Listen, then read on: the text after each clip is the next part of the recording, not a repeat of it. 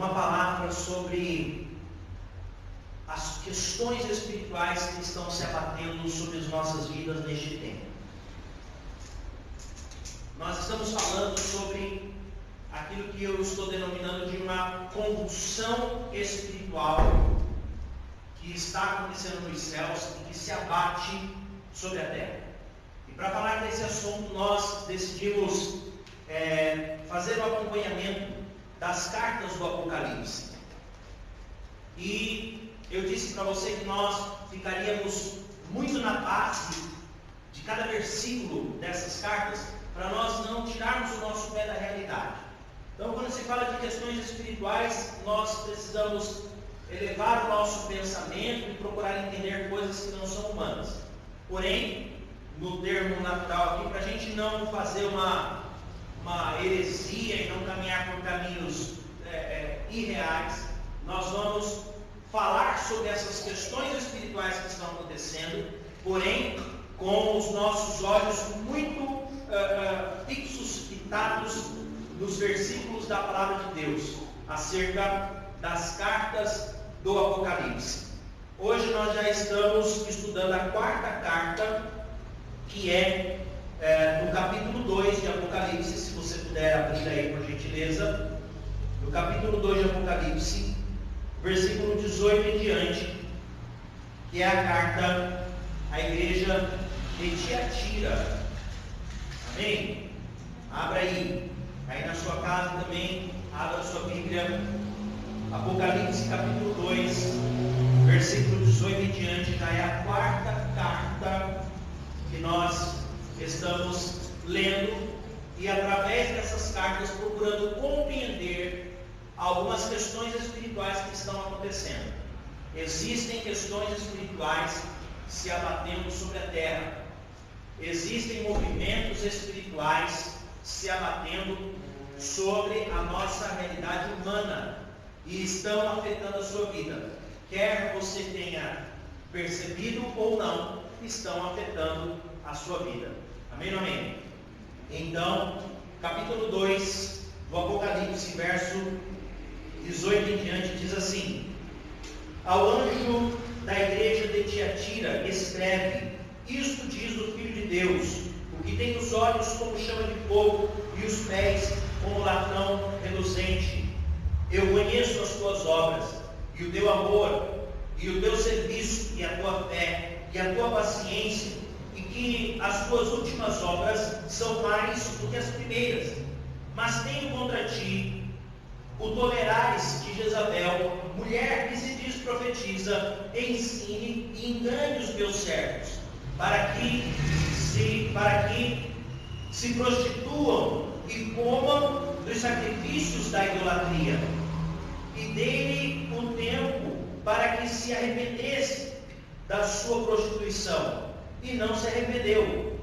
Eis que a porei numa cama, e sobre os que adulteraram com ela virá grande tribulação, se não se arrependerem das suas obras. Verso 23: e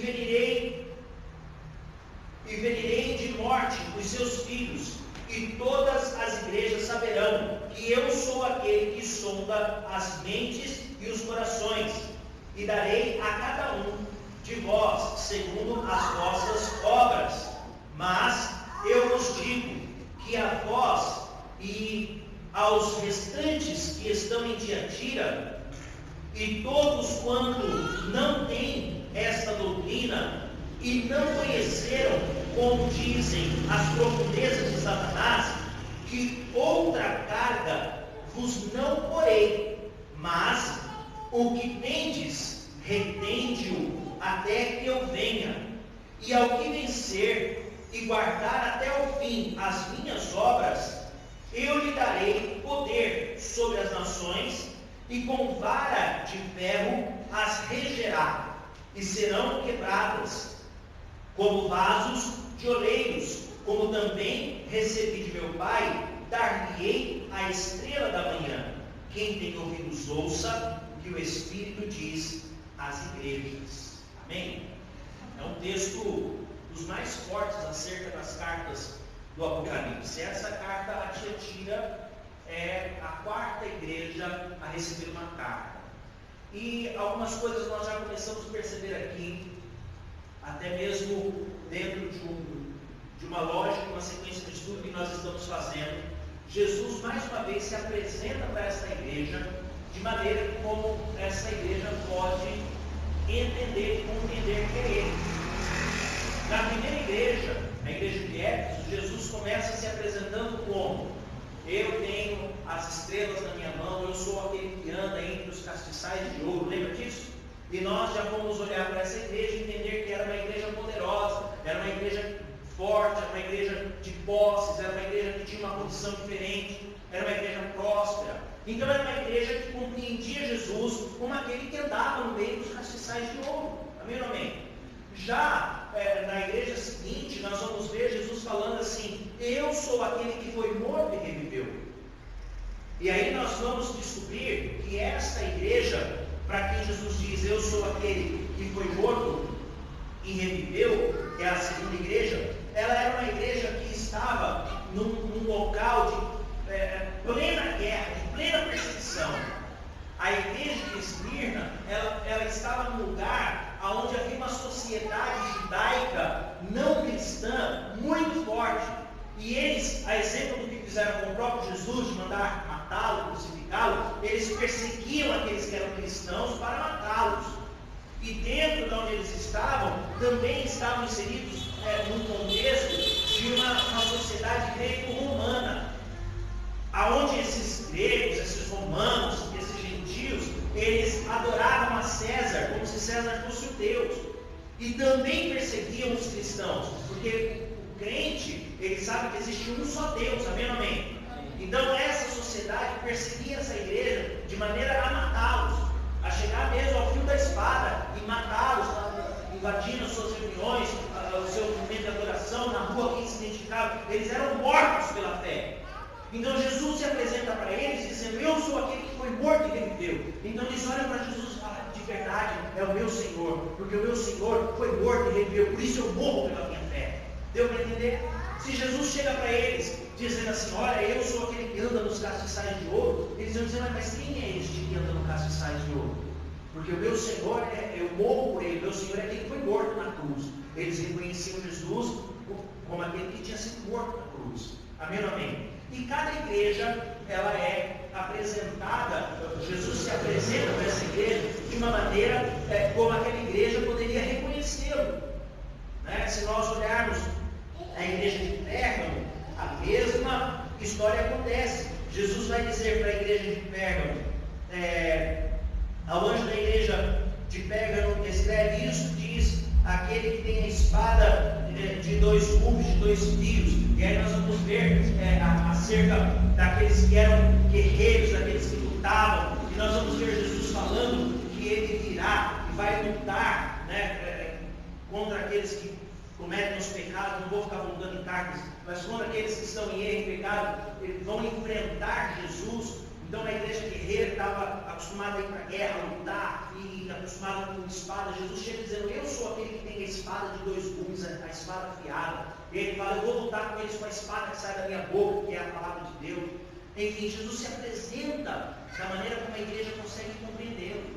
Agora, nessa carta a Tiatira, nós vamos ver Jesus se apresentando dessa forma.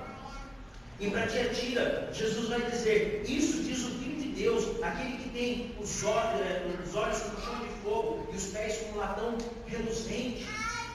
Então eu já começo a perceber que Jesus, ele já está se dirigindo a uma igreja que o conhece por aquilo que ele é.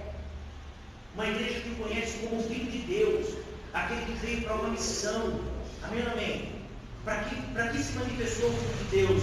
No capítulo 3 de João, Jesus ele vai descrever a sua missão. A partir do versículo 15, ele vai escrever o 16, é o mais famoso, quando ele diz, né? Porque Deus amou o mundo de tal maneira que deu o seu Filho unigênito, para que todo aquele que nele crê não pereça, mas tenha vida eterna. Mas ele segue dizendo a sua missão, a sua obra, dizendo: portanto eu vim para salvar, para resgatar e tal. E ali ele dá toda a sua missão. Então Jesus, como Filho de Deus, ele se apresenta para nós com uma missão.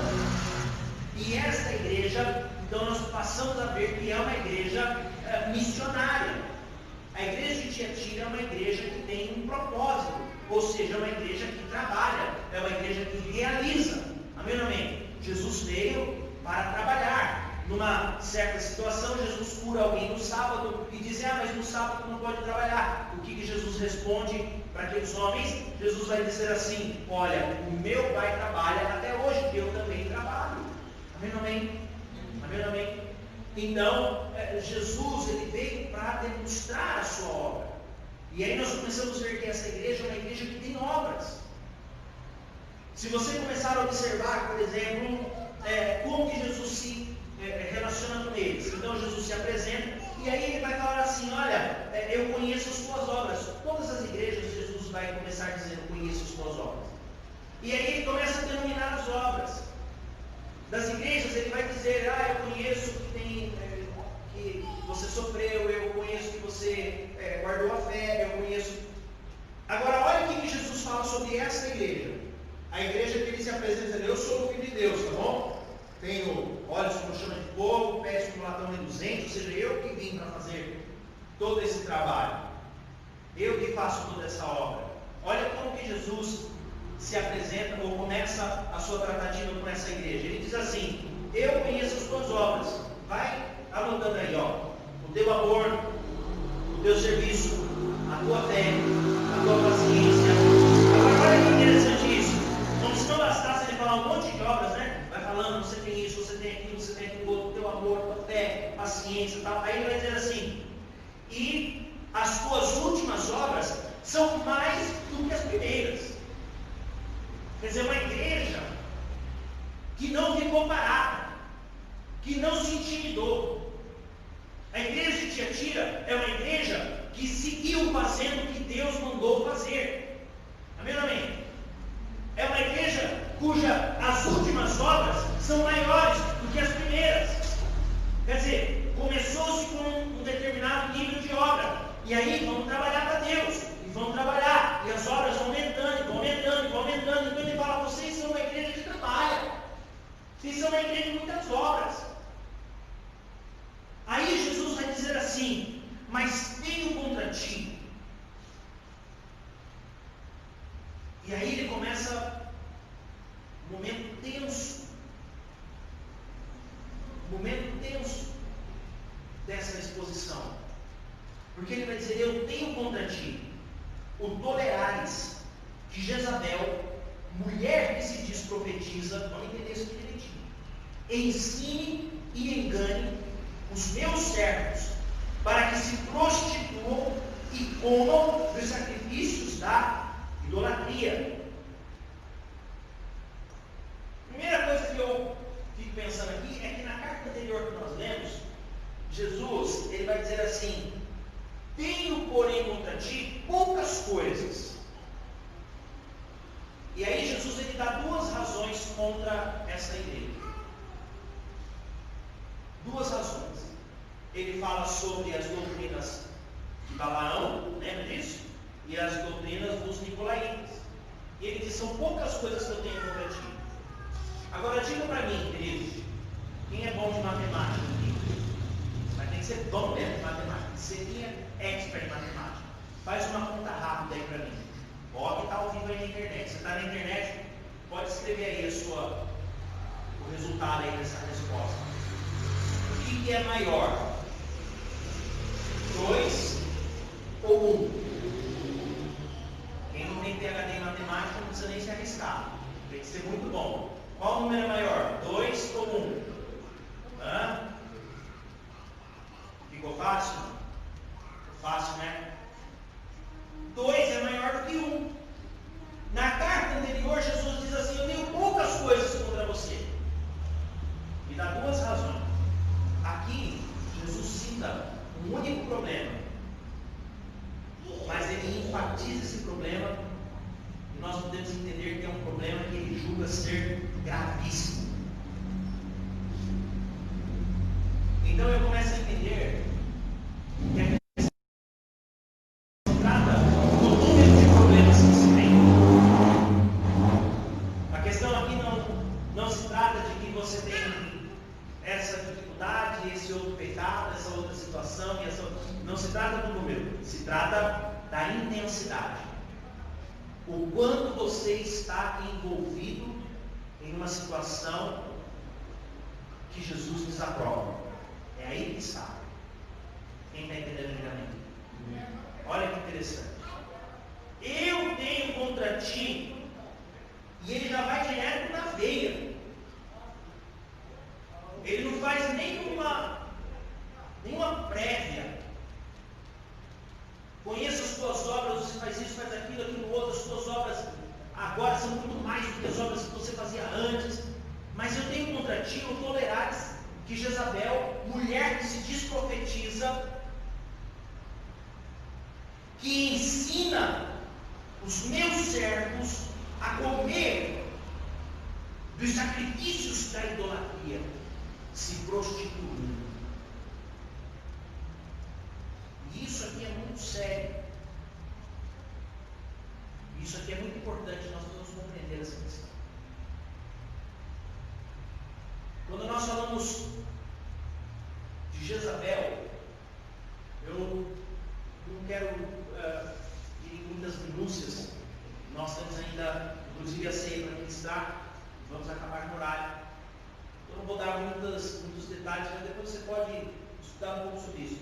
Quando nós falamos de demônios, de nomes de demônios, nós nos referimos à ação desses demônios. Primeiramente, porque em última instância, demônio é demônio, e demônio a gente não chama, demônio a gente expulsa. Amém? Como você chama? Não chama não, manda embora. Entendeu? Foi horrível, mas pelo menos deu para entender. Né? Qual que é o nome do demônio? Quando você fala de nome de demônio, você está, na verdade, se referindo, não é ao nome de batismo dele. Você foi batizado com que nome? Não, o demônio não foi batizado. Não, quando você fala de nome de demônio, está falando a que se refere à ação daquele demônio. Por exemplo, quando Jesus está diante do gadareno, né? Qual é o seu nome? Ele pergunta. Qual é o nome que o demônio responde? Quem sabe? Legião, não é assim? Qual é o seu nome? O demônio responde legião, porque somos muitos. Não é assim que os demônios respondem? É assim que eles respondem. Interessante, né? Eu nunca vi por aí, eu vou ali no bar do seu legião. Você já viu isso aí? Eu nunca vi ninguém batizar o filho de legião. Esse aqui é o meu filho, o Joaquim, o Zezinho, o legião. Né? Então legião não é nome. Legião é a função, ou é a razão pela qual aqueles demônios estão ali. Amém ou amém? Então, quando nós falamos, esse demônio chama tal nome, nós estamos, na verdade, tentando identificar a ação desse demônio, ou linkando ela com uma ação de alguém que já viveu. Por exemplo, Jezabel. Jezabel aqui representa um demônio. Tá? E esse demônio, ele refere-se à esposa do rei Acabe, lá no livro de Reis. Conhece a história? O rei Acabe foi casado com Jezabel, que era uma mulher que perseguia profetas.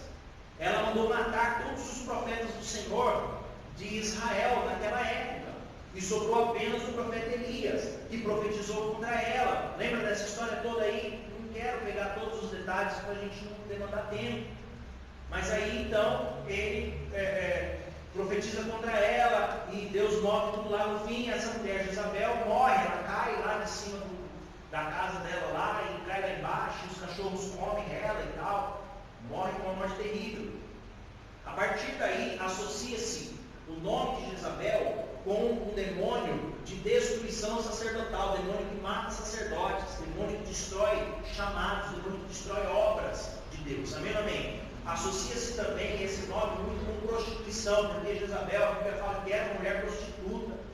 Né? Então, quando nós lemos aqui Jesus falando, né, versículo 20, mas tenho contra ti que tolerastes que Jezabel, mulher que se diz profetiza, ensine e engane os meus servos, para que se prostituam com o sacrifício da idolatria. Então ele está falando sobre pessoas conduzidas por este demônio, que pretende destruir a chamada particular de cada um, e por fim acabando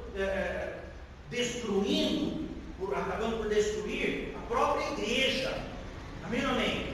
Então, não adianta a igreja ser ativa, ter muitas obras, fazer muitas coisas, ganhar muitas almas, fazer muito daquilo que você tem que fazer, mas permitir e tolerar esse espírito de Jezabel agindo no meio da igreja. Porque no fim das contas, tudo aquilo que se constrói com muito esforço, com muita oração, com muita dedicação, esse espírito de Jezabel vem por trás, consumindo e corroendo, conforme o ferrugem corrói o ferro, conforme o cupim corrói a madeira. Quem está entendendo, diga amém? Então Jesus vai dizer, vocês fazem muitas coisas, mas Jezabel está destruindo aquilo que vocês estão produzindo. Eu acho isso muito importante, trazer ao nosso conhecimento, ao nosso entendimento, acerca das questões espirituais que estamos vivendo. Porque temos vivido momentos intensos espiritualmente. Queridos, você acha um grande problema que a nossa geração tem é o problema de habituar-se. A gente gera um hábito e está tudo certo. Já reparou isso? Qualquer coisa que muda, a gente fica incomodado. Sim ou não? Depois entra no hábito, virou rotina. É assim ou não é? A nossa geração tem essa questão. Porém, o apóstolo Paulo vai falar em Romanos, capítulo 12, não vos conformeis com este mundo. Ou seja, não cai no hábito, não é? Então, quando nós falamos hoje de pandemia, de coronavírus, não é beleza, já sei, já estou com a minha máscarazinha aqui e tal. Mas, filho, entenda uma coisa, o coronavírus, ele não te mata mais do que Satanás. A obra de Satanás é muito mais intensa para matar a tua vida. O diabo te odeia, ele quer destruir a tua vida e a tua família. Quem entende isso? Eu entendo isso. Compreende? Você tem que saber isso. Você tem que compreender isso. Tem gente que anda na rua de máscara, achando que a máscara é tipo, sei lá, superpoder. Já reparou? Principalmente os motoristas. Quem é motorista aqui? Quem dirige aqui? Olha aí, quem é os motoristas aí? Já reparou isso? Tem gente que põe a máscara e atravessa sem olhar a rua. Aí você passa pelo carro, derrapa, buzina. Aí o cara fala, eu não vou morrer porque eu estou de máscara. E vai embora. Tem gente achando que só morre de coronavírus. Tem gente achando que se o carro atropelado, não mata. E cito só esse exemplo para você entender que o coronavírus é só uma das coisas que veio contra nós. Tem muita coisa. E só quem nos salva é Jesus Cristo. Eu escutei um comentário na rádio que eu fiquei assim, foi um comentário involuntário, assim, de alguém, coitado, que não conhece Jesus. Mas ele disse assim, agora nós estamos nas mãos dos cientistas. Só eles para nos salvarem agora nessa situação. Porque só vai resolver isso quando criar uma vacina. E eu fico pensando, querido, se nós estamos na mão dos cientistas, então estamos fritos. Porque os cientistas inventaram um monte de doença. Inclusive estão dizendo que essa aí foi eles que fizeram também. Não estão dizendo isso aí? Eu não sei, eu não vou me comprometer. Cientistas inventaram, por exemplo, bomba atômica. Não foi? Cientistas eles inventaram tanta maneira criativa de matar a humanidade. Não é verdade? E aí vem o cara dizendo, agora nós estamos nas mãos dos cientistas. Misericórdia, quase que o sinal da cruz. Misericórdia. Nas mãos dos cientistas, não. Você está bem seguro. Nas mãos do Deus Altíssimo. Debaixo das asas do Onipotente, aonde você pode se esconder e se abrigar em Cristo Jesus. É lá que você está.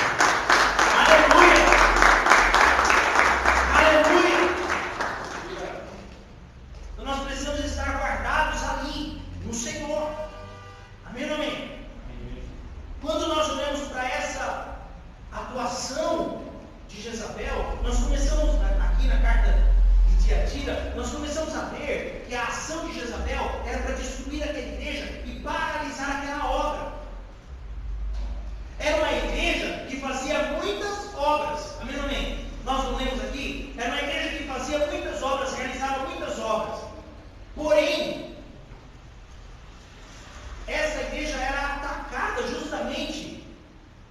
desfazer as obras que eles vinham fazendo. Essa igreja era atacada no sentido de que Jezabel, ela destruía os servos de Deus, enganava os servos de Deus. Olha o versículo 20: e ensine e engane os meus servos. Eu acho isso muito forte, porque tem gente servindo a Deus de todo o coração, mas que muitas vezes se perdem por ensinamentos de falsos profetas que ministram contra a palavra de Deus, que dizem que em nome de uma ciência, ou de um conhecimento, ou de uma filosofia qualquer, não estou falando especificamente de coronavírus, não, estou falando de qualquer coisa, em nome desses pensamentos aí, nós precisamos abandonar a nossa fé, ou que nada disso tem efeito ou razão. Imagina, para que você juntar o povo numa igreja para pregar a palavra e orar? Gente que se levanta dizendo: não, errou o presidente da república quando colocou lá que a igreja é sim uma atividade essencial. Gente que se levanta contra a igreja. Tem pessoas no meio evangélico, artistas, que se levantam contra a obediência à própria palavra de Deus. Não vou citar mais essa questão aqui, já citei, já pregamos sobre isso, não vou mais ficar falando desse povo, perder meu tempo com eles, mas que ficam lá motivando crentes a desobedecerem seus líderes, seus pastores. Misericórdia, num ataque frontal a texto explícito da palavra de Deus. Não é um ataque ao entendimento bíblico, é um texto explícito. Quando a Bíblia fala em Hebreus: obedecei os vossos pastores, a fé dos quais imitai. E aí vem um amarelo qualquer dizendo aí: não obedece o seu pastor quando ele falar para você. Deus me livre desse tipo de gente. Misericórdia. E aí, aqui eu estou já caminhando para o fim do entendimento, porque eu quero dizer para você, na prática, o que significa, o que Jesus estava dizendo que essa igreja tinha de errado. Porque senão você pode ficar pensando: tá, mas como é que eu vou me defender desse tipo de Jezabel se eu não sei identificar? Ora, a gente identifica a árvore pelo fruto, querido. E o fruto que Jesus está dizendo aqui é o fruto da idolatria. Ele diz assim, olha aí, versículo 20: mas tem contra ti que tolerares que Jezabel, mulher que se diz profetiza, ensine e engane os meus servos, para que se prostituam com menos dos sacrifícios da idolatria. Então, se você vai ficar no universo desse texto, você começa a ver aonde que os servos de Deus estão pecando, aonde os servos de Deus aí em Tiatira estão indo contra a vontade de Deus. Quando eles comem, dá.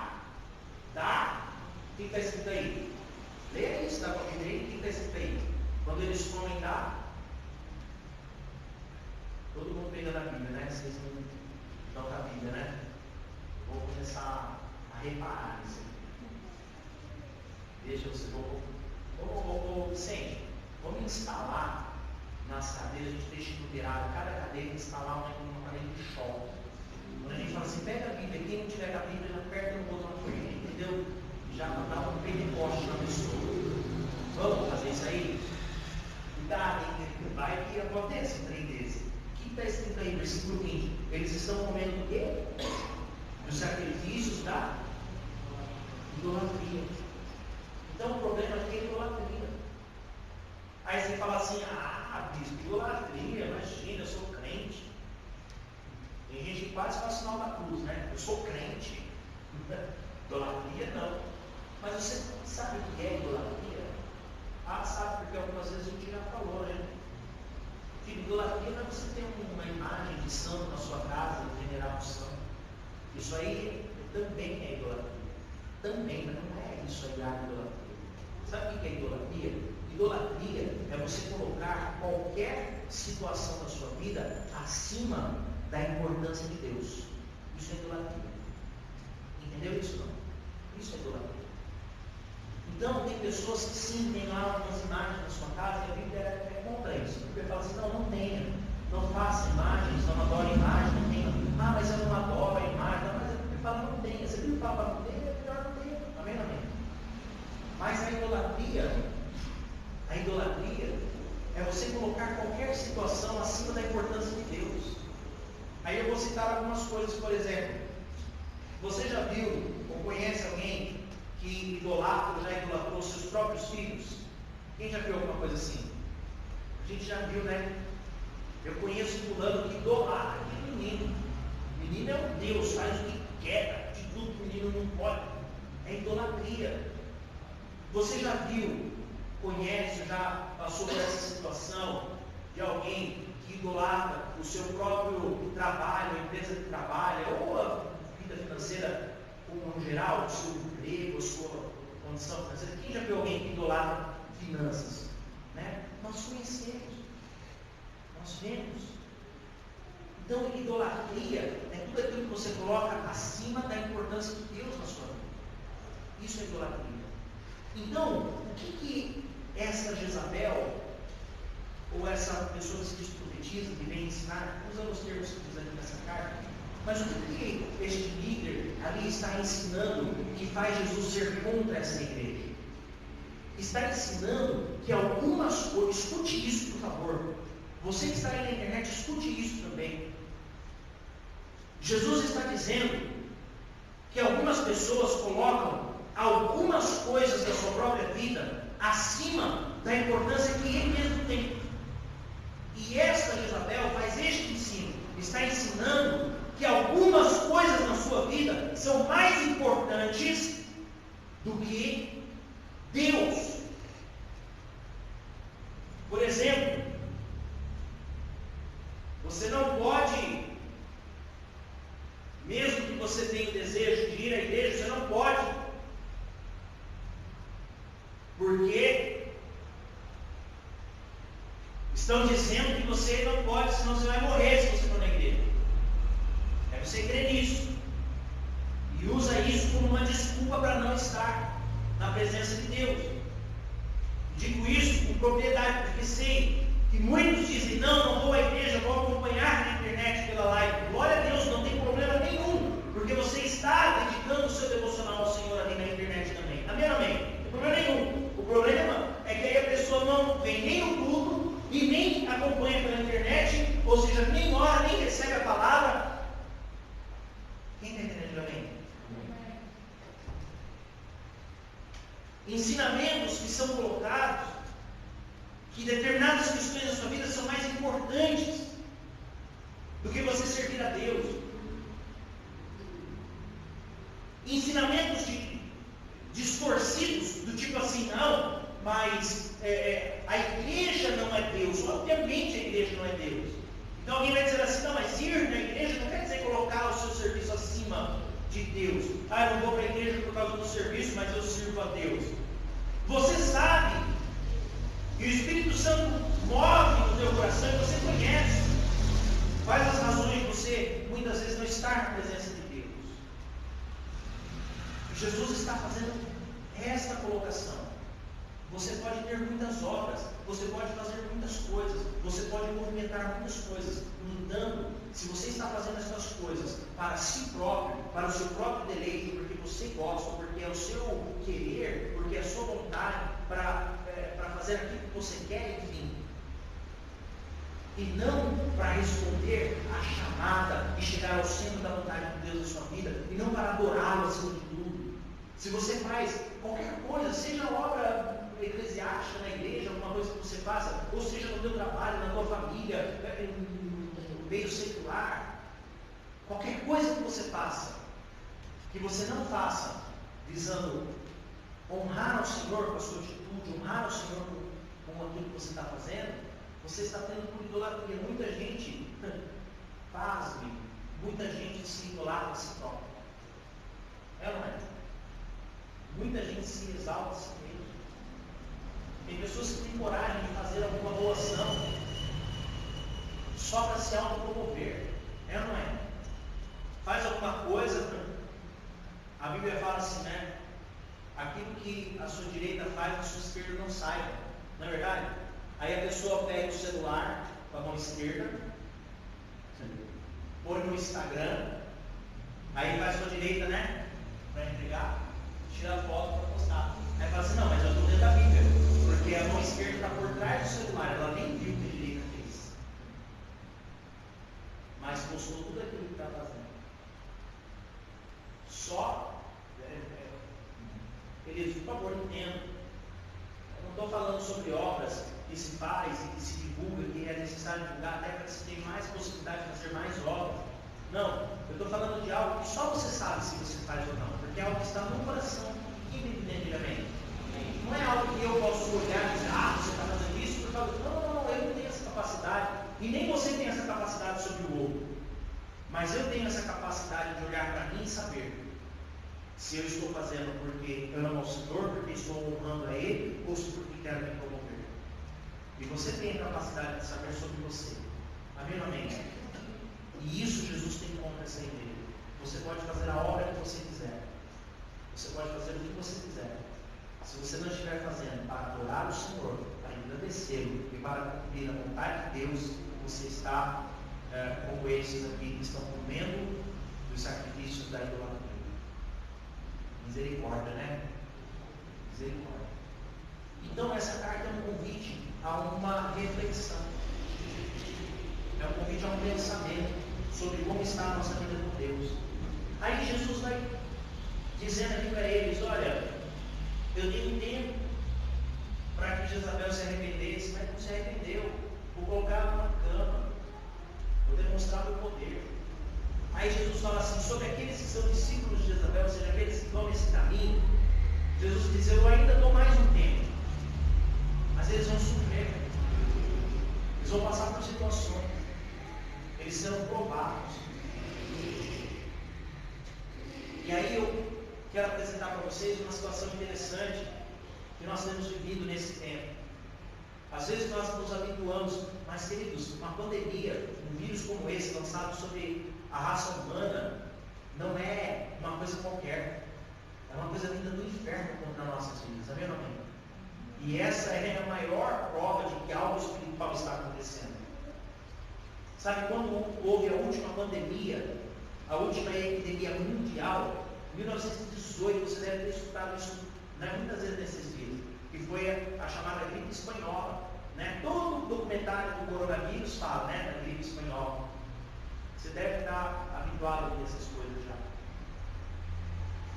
Há 100 anos, inclusive eu vi uma notícia de uma senhora de 102 anos que se curou do Covid-19.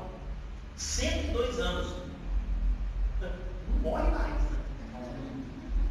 Aí eles estavam falando na reportagem o seguinte, olha, ela se curou do Covid-19 com 102 anos. Quer dizer que com 102 anos ela tinha 2 anos de idade quando teve a primeira pandemia. Ela passou pelas duas. Viveu lá na época da gripe espanhola e agora viveu no coronavírus. Eu fico pensando assim, né? Você já imaginou, nossa, olha, uma pandemia, nunca mais a gente vai passar por isso, né? Olha aí, essa senhora passou por 2 vezes. Talvez no ano passado, se eu conversasse com você sobre isso e falasse assim, olha, vai acontecer um vírus mundial, você vai falar assim, não, mas isso é difícil, porque tem muito controle, né? Cientistas tudo pesquisando, tem muita vacina, isso aí não vai acontecer nunca. Olha aí. Agora diga para mim, quantos outros vírus existem que nós nem sequer sabemos? Verdade ou não? Aí eu digo para você, essa questão espiritual está vindo sobre nós precisamos nos posicionar diante de Deus. Queridos, não passa uma semana, não fecha uma semana inteira, sem que tu receba pelo menos uma ligação ou uma mensagem, uma conversa com algum discípulo falando sobre algo espiritual que está acontecendo na vida dela.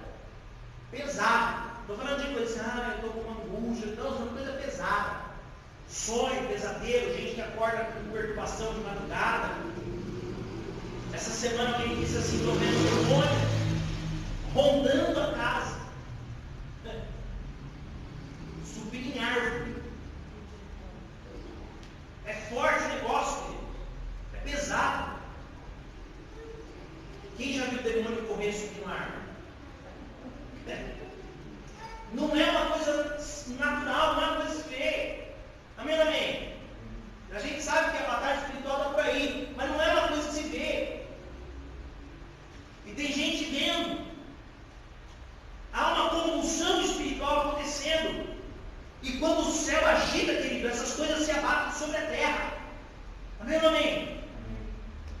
Então precisamos fazer uma avaliação. E olha como as coisas são incríveis. Quando eu comecei a falar sobre essa convulsão espiritual que está acontecendo, e nós decidimos fazer isso embasados e lendo as cartas do Apocalipse, eu não fui lá no calendário olhar para ver como é que ia ser. Não, eu cheguei aqui e falei, olha, o Espírito Santo está dirigindo dessa maneira. E o culto de hoje, a palavra de hoje está dizendo que nós devemos fazer uma reflexão sobre qual é o nosso funcionamento, porque estamos fazendo muitas obras, então temos que ver se estamos fazendo essas obras para o Senhor, ou se nós estamos sendo afetados por distorções de questões espirituais na nossa vida. E o culto que fala sobre reflexão diante da mesa do Senhor, que é o momento de refletir. Eu não parei para contar, se eu começar hoje, vai ter toda essa carta de Tiatira e nós vamos falar sobre reflexão. Não. Eu descobri isso hoje de manhã. Comecei a pregar falando sobre a reflexão que temos que fazer para ter a nossa vida alinhada com Deus. E aí eu olhei e falei, uau, nós estamos diante da mesa da reflexão. É forte isso, não é? É o Espírito Santo nos dirigindo. Tem coisas que são muito coincidências para serem coincidências. E aí Jesus vai dizer assim, nós vamos finalizando. E ferirei de morte os seus filhos, e todas as igrejas saberão que eu sou aquele que sonda as mentes e os corações, e darei a cada um de vós segundo as vossas obras. Olha o que ele está dizendo, se não é tudo aquilo que eu disse para você agora. Eu sou aquele que sonda, todas as igrejas saberão. Eu sou aquele que sonda as mentes e os corações. Glória a Deus. E conheço as tuas obras. É o momento que nós olharmos para o Senhor e saber que Jesus olha para nós igual nós olhamos através desse livro. Ele olha para nós e enxerga tudo através de nós. Não há nada que fique oculto diante dos olhos daquele que sai chama de fogo. Por isso que ele chegou para essa igreja e disse, eu sou aquele que chama de fogo nos olhos. Nada fica oculto. Quem está entendendo, diga amém. Aí ele vai dizer assim, verso 24, mas eu os digo a vós e aos restantes que estão em Tiatira, e a todos quando não têm a doutrina e não conheceram, como se diz, as profundezas do inferno, que outra carga vos não porei. O que ele está dizendo no verso 24? Ele está dizendo assim, olha, para vocês que estão firmes, fazendo a obra, porque estão erros, indo para a igreja para adorar, vocês que estão dizendo, Senhor, tem misericórdia de mim, eu sou teu servo, eu preciso da tua mão me ajudando, vocês que estão fazendo com sinceridade, com vontade, com fé, ele diz para vocês, eu não vou pôr outra carga sobre a vida de vocês. Se está difícil, se está pesado, se está lutado, eu estou contigo, vou estar contigo, e não vou colocar peso maior. Amém ou amém? E aí ele vai finalizando dizendo, mas, verso 25, mas o que tens, retende-o até que eu venha. O que você tem? Qual é a fé que você tem? Qual é a fidelidade que você tem? Qual é a chamada que você tem? Guarde isso. Não negocie isso. Não negligencie a sua chamada, a sua vida com Deus. Aquilo que você tem, retende-o, guarda-o, até que Jesus venha e se apresente para você. Amém ou não amém? Muitas vezes nós negociamos a nossa fé por qualquer questão. Fiquei triste, fiquei chateado por começar a fazer isso. Porque eu estou com um problema no trabalho, então não vai dar mais para fazer aquilo. Porque eu estou com uma situação com a minha família, então não vou mais. Nós negociamos, constantemente negociamos a nossa chamada, aquilo que temos, a chama que arde dentro de nós. Não negocie princípios. Não negocie a tua fé, não negocie a chama que arde dentro de você. Aleluia. Até que ele venha, porque ele virá e ele se apresentará a você. E olha que interessante que ele vai dizer, 26, e ao que vencer e guardar até o fim as minhas obras, só essa aqui já basta. Ao que vencer e guardar até o fim as obras de quem? De Jesus. Não as minhas, não as suas, mas as obras de Jesus. Percebe? Você pode fazer obras do Senhor, desde que sejam as obras dele. Amém ou não amém? Desde que sejam as obras dele. Se você estiver fazendo algo para você mesmo, então vai dar certo. Olha aí, positivo. Ao que vencer e guardar até o fim as minhas obras, eu lhe darei poder sobre as nações, e com vara de ferro as regirá, e serão quebradas como vaso de oleiro. Como também recebi de meu Pai, dar-lhe a estrela da manhã. Sabe o que ele está dizendo? Trocando em miúdos, ele está dizendo assim: olha, para aquele que guardar as minhas obras, que viver pelas minhas obras, ou seja, aquele que for fiel, aquele que me adorar, aquele que me servir, aquele que se render aos meus pés, esse que fizer as minhas obras, esses aí vão estar comigo quando nós formos julgar as nações. Quando Jesus voltar e reinar, quem for fiel e fizer a obra dele, vai estar com ele para julgar as nações. Amém ou amém? E aí ele finaliza, obviamente, dizendo: quem tem ouvidos ouça o que o Espírito diz às igrejas. O que o Espírito tem dito a você? O que o Espírito tem dito a você? O que o Espírito Santo tem falado com você que está aí do outro lado desse monitor? O que o Espírito tem dirigido na tua vida, na tua chamada? Você possa fazer as obras do Senhor e não se render ao seu próprio querer, ao seu próprio vontade, mas que você entenda que todas as questões espirituais, por mais pesadas que forem contra a sua vida, elas estão aí para provar a tua fé, para que você demonstre que verdadeiramente você está aqui para servir ao Senhor e não para servir a si mesmo. E assim eu digo também para vocês que estão aqui comigo: mantenha-se firme na presença do Senhor, e Ele vai rasgar os céus sobre a tua vida. Grande vitória virá.